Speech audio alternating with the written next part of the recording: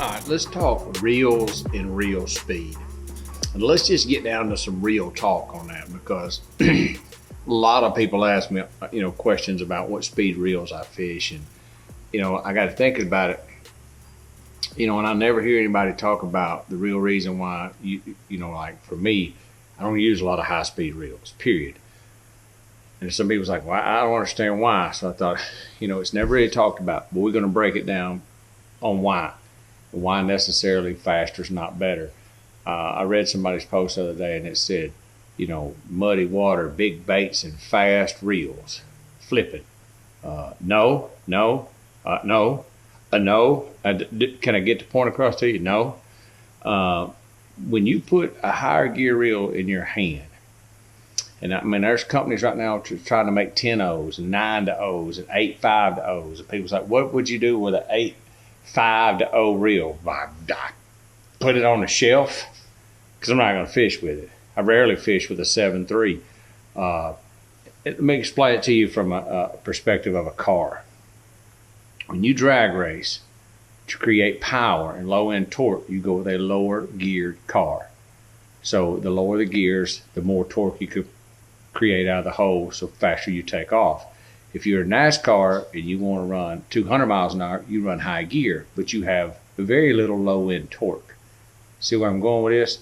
So like my flipping stick right here, that's a BB1 Lose 6.8 to 1. 6.8. Like I see guys flipping braid and they got 8.0 to 1 reels.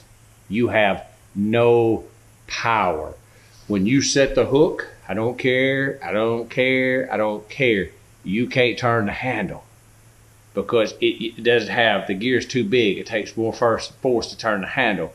That's why, like, when you're trying to throw a giant crankbait on a 7 to 1 reel or something, you're like, man, I can't hardly turn the handle. It's because you got no low end power. That's why you crank with a 5.6 or a 5.3 or a 5.1.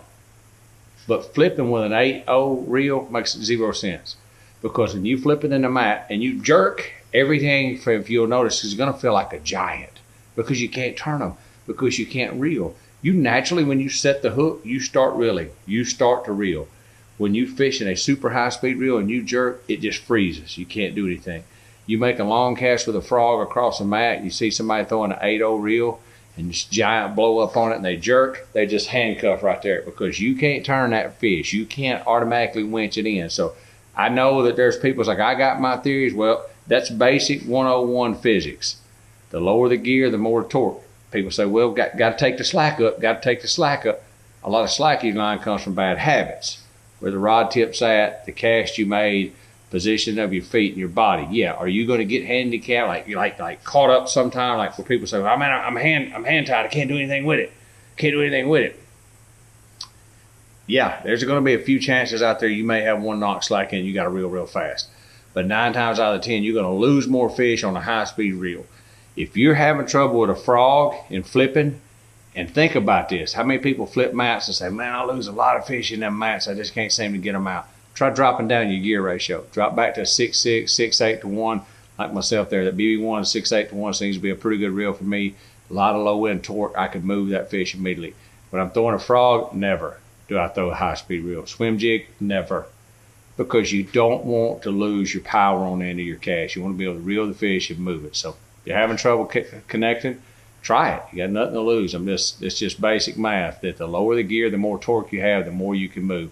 And when you're trying to move a 6-pounder out of a brush pile or a big mat or a long cast on a buzzbait, you need a little low-end torque. And I know people say, I want to throw a buzzbait on an 8 to 1. Why?